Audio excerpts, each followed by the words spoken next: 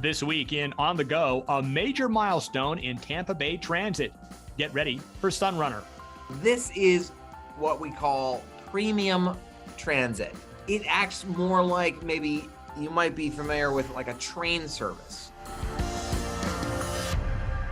Hello and welcome to On the Go, the TBARTA podcast, where we discuss everything related to transit and transportation in Tampa Bay. And today we are going to talk about perhaps the most exciting development in local transportation in some time. PSTA, the Pinellas Suncoast Transit Authority, is about to launch the region's first bus rapid transit service, SunRunner, which will connect downtown St. Petersburg to St. Pete Beach.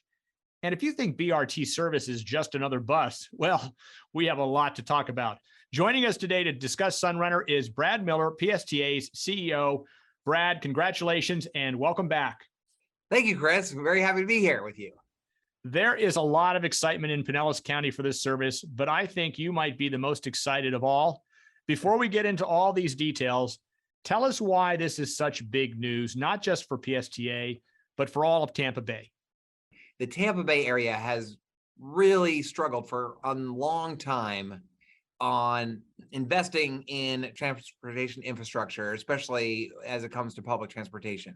There's been multiple ballot initiatives. There's been plan after plan, study after study that have kind of just been done and sat on the shelf.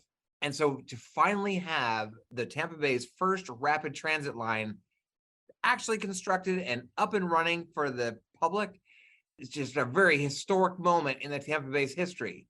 This SunRunner will be the very first rapid transit after lots of people, lots of effort. I think the plan for this SunRunner line actually was adopted by the Pinellas MPO way back in 2007. And so it's been in the works for a very long time. And so October 21st, the launch of SunRunner in St. Petersburg will be such a historic day for our whole community. And then, as you say, what we really believe this will be is a catalyst. By getting the first line in the ground and going, it'll show what public transportation can do to our community, and that will feed other lines that we are starting to plan now. You know, in most areas, the bus is the backbone of public transit, but not all bus service is the same. And it's hard for some people to appreciate what makes BRT premium transit. Can you talk a little bit more on what makes SunRunner different and better than other public bus transportation? Well, yeah, I mean, I of course, have been riding buses a lot in my time, and I ride the PSA buses as much as I can. And so I love buses. But this is what we call premium transit. It's different from the regular bus lines. It acts more like maybe you might be familiar with like a train service where it runs more frequently. The SunRunner is going to run every 15 minutes, 7 days a week. It has stations instead of bus stops. Those stations, the vehicles pull up and then all the doors open like a train, and then you just hop on and then it zooms on its way. It's got its own dedicated lane, so it will be able to quickly get from one end to the other in a faster way than a regular bus line. It will have the same fares and ease of use as the regular bus lines, but by being consistent, having its own dedicated lane, having its own sort of whole station infrastructure system in place, it is quite a step up. It's a whole different sort of mindset. That's what we're even training the operators of this. This is not just another PSTA bus route, but this is a premium, a different kind of transit that the region hasn't seen, to highlight for the whole region that this can be a catalyst for premium transit all around the Tampa Bay area. Now, turning back to the new service you're about to launch, let's make sure everybody knows what we're talking about. Can you give me an overview, such as the service area, the stations? You talked a little bit about frequency, anything a potential user might need to know. So the SunRunner service, which is starting on Friday, October 21st, will run every day of the week from 6 a.m. to midnight. And it will run between downtown St. Petersburg and the Gulf beaches along St. Pete Beach. So we're very excited for this. It will operate essentially from its very easternmost stop, close in downtown St. Petersburg, is actually down at USF St. Pete campus, right in front of the campus there and right downtown St. Pete, comes up through downtown St. Petersburg. There's stations there that people can board in downtown St. Petersburg. And then, like I said, it has stations, not bus stops, all along First Avenue North and First Avenue South, if you're familiar with St. Petersburg, which goes straight west to the Gulf beaches. On those roads, a lane has been set aside, a bus and turn lane that was basically a dedicated lane for the buses. So if there's traffic congestion, if there's other things that are going on along the corridor, the bus will not have to stop in that traffic. It will zoom right along to the next station all along that line. Then when it heads south and it hits the beach, it goes down Gulf Boulevard along St. Pete Beach. There it will operate just in the regular traffic, but it'll still have those stations. And it's different than a regular bus in that it stops at every station. You don't have to worry about pulling a cord or anything like that. It will have the same fares as a regular public transit bus in Pinellas County, $2.25 per ride once we start charging fares. But the great thing is for the first 6 months, it'll be free. So there's no better time than to try it out right when it gets going. Yeah, and I do think it's great that you're going to do 6 months of free service. So I want to reemphasize that again for anybody who's kind of seen the stations, they see the lanes, they see these new buses, the logos, they're wondering what it is. Come October 21st, what a great time to hop on board and to experience bus rapid transit. Because unless you've experienced it in another city in the US or even around the world, you don't know what bus rapid transit is. And PSTA is giving you a free ride for 6 months. So I think that's great. I want to talk a little about the stations that you mentioned. As you mentioned, these are not bus stops. They're bus stations. They're beautiful. I know you've engaged with a local artist. So these are not just utility stations. They actually have elegance to them. I know that was a big part of what you're trying to do as PSTA. You're not just a service, you're a partner with the community. And I think the stations reflect that. Tell us a little bit more what went into that station design process. Well, yeah, that's exactly right.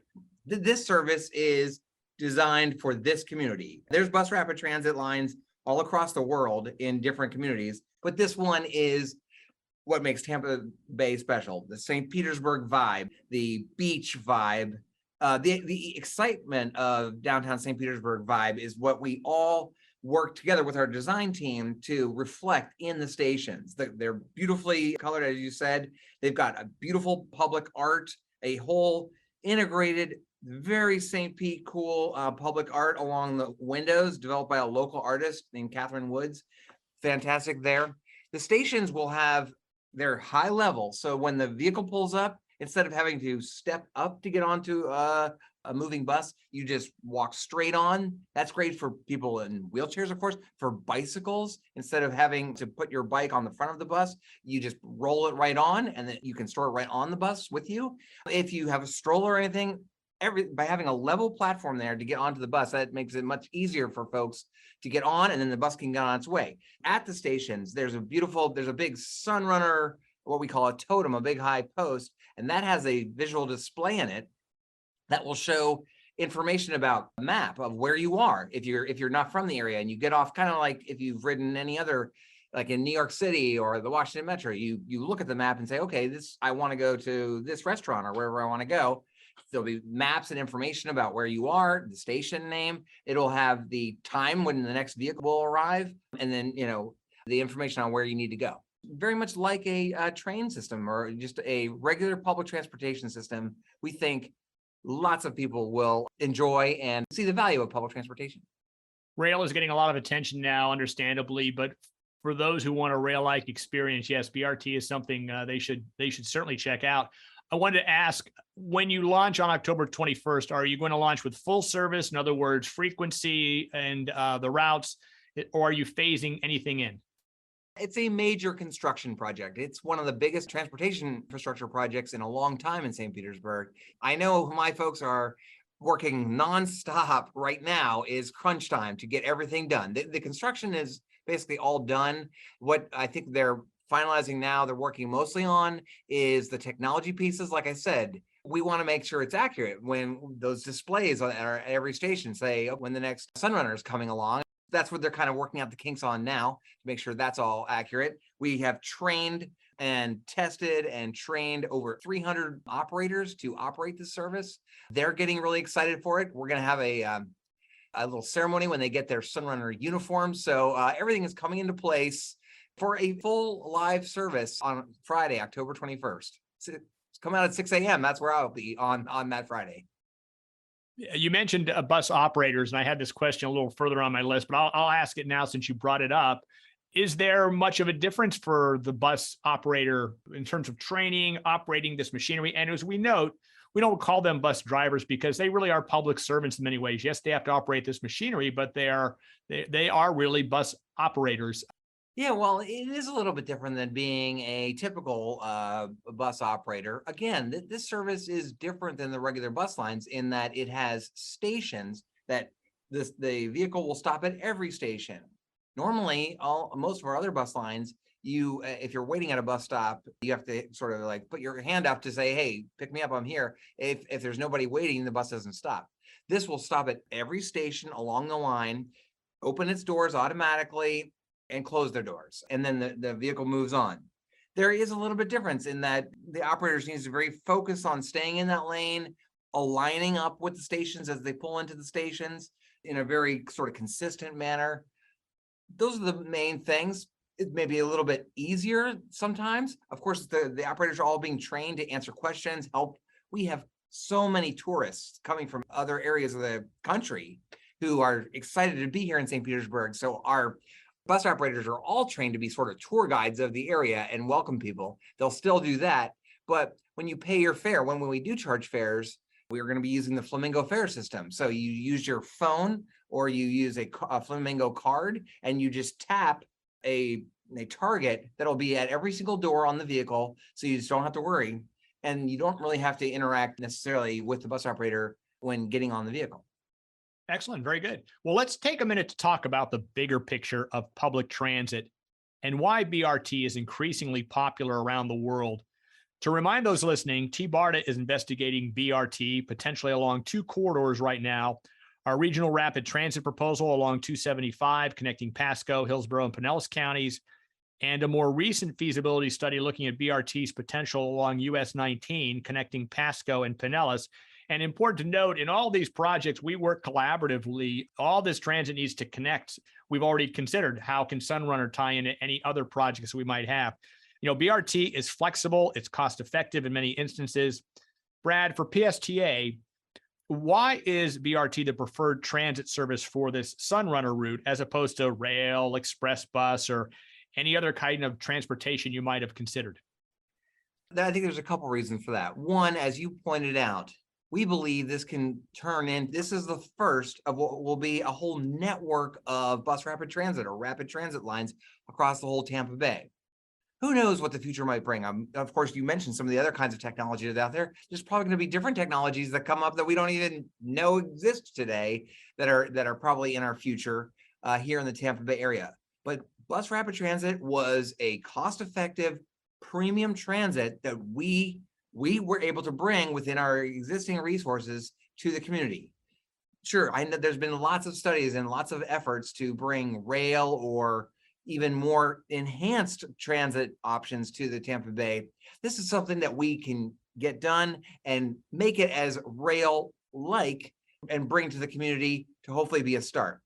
And one of the reasons we're doing this is, of course, this is one of our highest ridership corridors between downtown St. Petersburg and the beach, but having, instead of say an express service, which is getting people maybe from far distances, there's so much development along the Central Avenue corridor in St. Petersburg and along the beach that we think, yes, sure, there will be people that take the SunRunner all the way from one end in downtown St. Pete to the beach, but we think there'll be most of the riders will go from station to station, just like any line, that they will maybe want to go to a restaurant on Central Avenue and they'll take the SunRunner along just a couple stops, perhaps. Maybe they're just going to want to go up and down the beach to different things.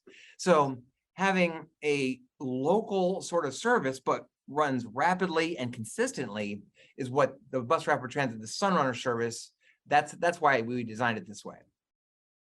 The road to this launch has been long. I think you mentioned it goes back to 2007 when the idea first came up. And I know you've been working on it for quite some time, which a lot of people may not fully appreciate because, they see the headlines over the last year and they think this bubbled up over a couple of years. But to get the financing and everything else in place that it took, it was a long road. Can you briefly talk through some of the things that transit authorities such as you have to work through to launch, especially a brand new service? You're not just expanding something that exists. This is from scratch, just so the public understands why things don't happen more quickly. Oh yeah, well, this has been, like you said, a really heavy lift for lots of people. Like I said, there's been plans adopted even as early as 2007 for some kind of premium transit along this corridor. We have to submit all sorts of data and information to the Florida Department of Transportation and the U.S. Department of Transportation. This project is being funded by both the federal government, the state DOT, and our local sources. So all those folks require their own process. Cities across the United States, when they're building either rail lines or bus rapid transit lines like this, are all competing for a limited amount of funding at the federal government, which in this case is providing 50% of the funding. That process is very involved. It requires completing all environmental documentation about the corridor and the stations we're going to build. It requires a whole economic study about the development. Of course, we hope that more development can be built around these stations. That all has to be analyzed and submitted. Then, of course, we have to wait sort of in line. They even call it the federal pipeline of projects. There's city after city is competing for these projects. And so we waited in line. We ultimately were approved for this funding back in right in the beginning of the pandemic. In 2020, we got notice that we were going to be able to start the construction on this project. This was ready to go. And so we're so happy to bring this forward this October. It's finally done, but it's been a long step and a long process to get there. It certainly is. So congratulations on all of that. It took a lot of work from a lot of people. And as you mentioned, partners in this project to bring it forward. As its middle name implies, bus rapid transit is to be rapid. And the best way to do that is with dedicated lanes. So the bus is not stuck in traffic. We talked about that briefly. You mentioned the red lanes. Those have been going up in Pinellas County over the past few months, so people might have noticed those. But let's talk about those a little bit more. How do those work, and what do I need to know as a driver when I see those red lanes in terms of what I can and cannot do? If you drive on First Avenue North or First Avenue South in St. Petersburg anytime soon or anytime now, you will see the left-hand lane as you're driving, the lane closest to Central Avenue on both sides, will be painted red. It will say bus and turn only. What that means is if you're an auto driver, you can go in that lane to turn left. It's essentially just a left-hand turn lane if you need to turn left onto any of the cross streets along First Avenue North or South. Other than that, there's two other lanes right next to it that are open free travel lanes. That's where cars and trucks will stay, and that lane will be dedicated for the SunRunner service. About every mile along that bus and turn lane, you'll see the stations. The stations are built right along the red lane. Because passengers who are on the sidewalk will actually have to cross the red lane to get onto the station platform. That way, all the buses that we get, which have doors on the right-hand side, will be able to pick up at the stations. Any motorist who's traveling on there can see. And so far, they've been in place for now about 3 months. And we've been very pleased. It's pretty intuitive. There's signs and there's information about stay in the non-painted lanes. And then if you need to make a turn, just quickly get into the red lane and then take your left and you're fine. And is there any rule of thumb for somebody who's not familiar with the red lane in terms of you get into it only when you're about to use it, but as you know, you don't want to just cross it necessarily. You kind of want to get into it and cross. I don't know if it's a block or 100 feet, or I don't know if those are set down by law or if there's any guidance you can provide for somebody who says, well, when can I get in that lane? My turn's coming up. Yeah, well, the official guidance is that you should not be in the lane for more than a block in advance of where you need to make your turn. And like I said, so far, so good. I mean, I think what we're most concerned about or just monitoring is maybe stopped vehicles like delivery, Amazon trucks, and those kinds of things. And that's what we definitely want to avoid. If you're a motorist and you're just making a turn and you go into that lane, and even in some of the areas that may be higher speed and you need more than a block sort of time to safely make a turn, that's perfectly fine. Very good. Yeah, let's clarify. No double parking in the red lanes whatsoever. That is never, ever allowed. Green energy initiatives. Let's talk about that a little bit. And electric vehicles have been getting a lot of attention. I know PSTA has made great progress in this area. Let's start with the SunRunner vehicles themselves. I've seen them described as low emission hybrid electric vehicles. What exactly does that mean? We are very thrilled at PSTA to be sort of leading the charge, no pun intended, on going to a more sustainable bus fleet. And the SunRunner vehicles are just part of that. They are operated by hybrid technology, meaning they have a much smaller diesel engine than many of our older buses that were just straight diesel engines do. And that diesel engine, all it does is it recharges the battery packs on the SunRunner vehicles to run on an electric motor. That's why it's called a hybrid. It does use a little bit of diesel fuel, but again, that's just to charge the vehicle, and then it runs like an electric vehicle. But ultimately, where PSTA is going, and the PSTA board has been very supportive of this, is to go to 100% zero emission electric vehicles. And we already have 6 of those in operation. I think over time, the SunRunner vehicles will become 100% electric. And right now, we have already ordered, the PSTA board unanimously approved the purchase of 60 all-electric zero-emission buses that we're going to get the first batch of coming in about a year from now. That is great. And where is the technology on that? I know, obviously from a consumer level standpoint, we've seen personal vehicles evolve a little bit. I guess a lot of what you do in the future depends on where the technology is going. It's here, it's available, it's a little more expensive, but you expect costs to come down, technology to improve. We always hear about battery power, things like that. Where's the industry with all of that? So I've been at PSTA for about 10 years now. And when I first got to PSTA, I think that was about 10 years ago, PSTA purchased its first hybrid electric gas and electric bus. And that was like a big step then. Before that, it was just 100% diesel buses.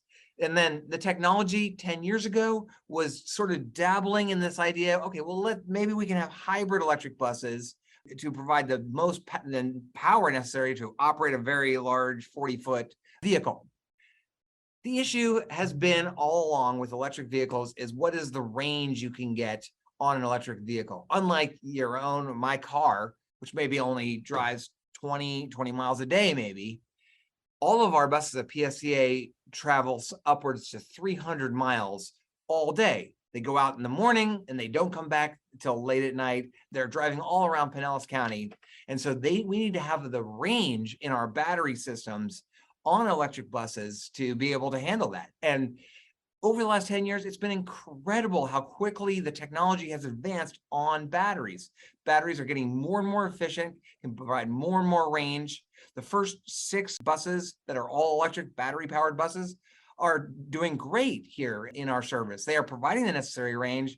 We couldn't be happier. So we feel very confident as we move forward that battery electric power with improved battery range is definitely a much advanced technology from where it was just even 5 or 6 years ago. And that technology is still evolving, especially when it regards the recharging of these vehicles.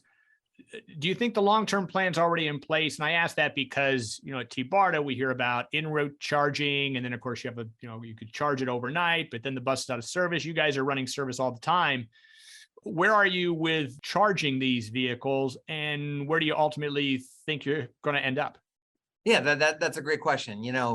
I'm learning more and more about it every day, but certainly the infrastructure to support a full fleet of battery electric buses is significant. We have to plan for, and we're doing those plans. We have a great partnership with Duke Energy, which is the utility in Pinellas County, and we have an agreement with them, sort of an historic agreement with them, to provide the infrastructure investment, the electrical infrastructure investment to support a fleet of electric vehicles to charge them at night here at the PSTA headquarters.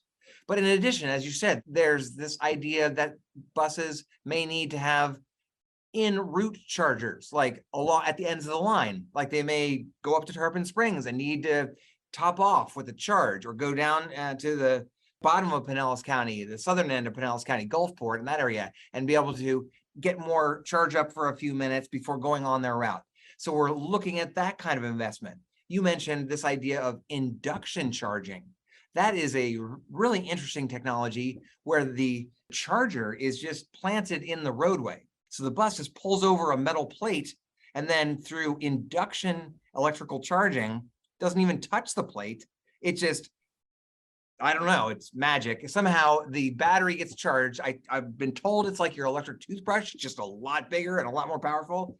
I know I would not put your iPhone on that plate and expect anything to happen, but the bus can pull over, and it's very fast. It's very powerful charging. But even that technology is evolving. Now, the pretty standard plug-in chargers that you see all over the place for cars and for buses too, that technology is advancing, so you can have incredibly powerful plug-in chargers that charge very, very fast. And I think that's what we're going to be looking at too, is maybe at the different lines, end of the lines, have a fast charger that can really very quickly get the batteries charged up to full for the buses to continue. It all is very fascinating. I learn more and more about it every day too. So it certainly is an exciting future. We're coming to the end of the podcast here. We're going to wrap up pretty soon, but I think I'd be remiss if I didn't ask you about career opportunities at PSTA, because when we talked earlier, I know a lot of transit agencies are looking for bus operators, but you have a lot of other opportunities there. How's the hiring process going, and any pitch you want to make to potential employees out there right now? I'm really honored to lead PSTA. Our employees are our whole organization. They mean so much to me. They are doing such a fantastic job bringing the SunRunner line up and starting just in about a month to all the different initiatives we're working on. It's a really exciting opportunity. You know, we're constantly hiring. You go to psta.net and /careers and see all of our jobs. We're always hiring for bus operators. You can be a bus operator on the SunRunner line and sort of make history for us. If you want, you can just get on a trolley and drive the trolley up and down the beach and see people in bathing suits getting onto the bus. We have all kinds of jobs. I mean, I think if you have an interest in helping your community, in working with people, helping them improve their lives, getting them where do they need to go, no matter what your career is, in finance, in marketing or PR, or in operations, we probably have an open position with your name on it.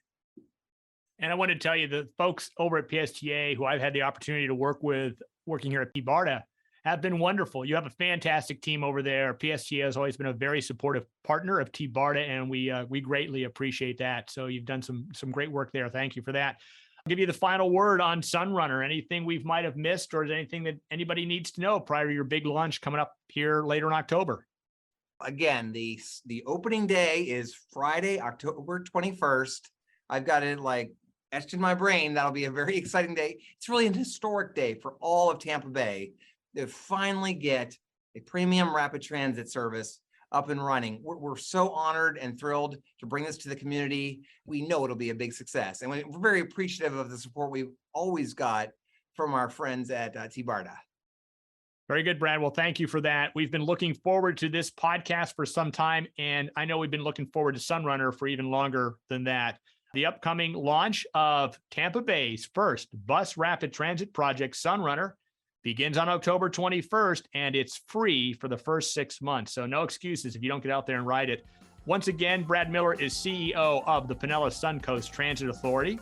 I am Chris Jadek, TBARTA Communications Director, and you've been listening to On the Go, the podcast from the Tampa Bay Area Regional Transit Authority.